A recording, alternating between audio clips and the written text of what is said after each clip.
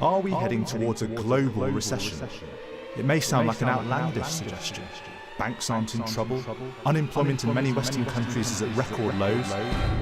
Yet, let's be in no doubt, of course, I'm afraid, tragically, there will be many job losses, and that is... Strict lockdown measures across Europe have meant that many people working in bars, restaurants and those in the service sector have often lost their jobs. And the lack of income has created another problem, the difficulty of paying the monthly rent. Some people have even become homeless. Now, British Airways has warned that it could make up to 12,000 staff redundant because of the collapse in air travel caused by the pandemic. Uber, meanwhile, announcing major layoffs this morning and the foregoing of pay by CEO Dara Khosrowshahi. Rolls-Royce, one of the greatest names in British engineering, is the latest major company to reveal the economic cost of the pandemic. The firm, whose main business is making aircraft engines, is to cut 9,000 jobs, a fifth of its global workforce. Civil aerospace business, approximately 2/3 of the existing jobs are in the UK.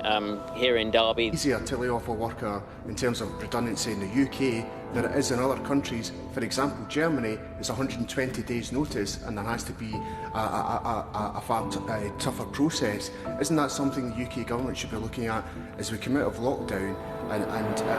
At least 1 million people have lost their jobs during the past 2 weeks in Europe, according to data from the European Trade Union Confederation. Now, as John mentioned, this does come after a number of other layoffs in the sharing economy. He mentioned Lyft. Remember, the sharing economy, this is a market that's getting hit particularly hard in the COVID crisis. Lyft has laid off about 17% of its workforce. There's also Scooter. Startup Lime has laid off about 13% of its staff. Yesterday, of course, Airbnb announcing cuts of about 25% of its workforce. And WeWork, of course, whose trouble started long before coronavirus, is expected to make more job cuts in the coming months. How do you think this is going to make itself felt to the average person, the average worker, taxpayer, whatever, in the UK or Germany or the US? I think you're going to see unemployment going up. You're going to see real wages stagnate, maybe even going down. We're going to enter a period of uncertainty, maybe not as bad as what we faced at the time of the global economic crisis of 2008, but it will be the first major downturn since then. The World Bank says we're currently in the midst of the fourth wave of global debt. And if we're to avoid history repeating itself yet again, governments must make debt management and transparency a top priority.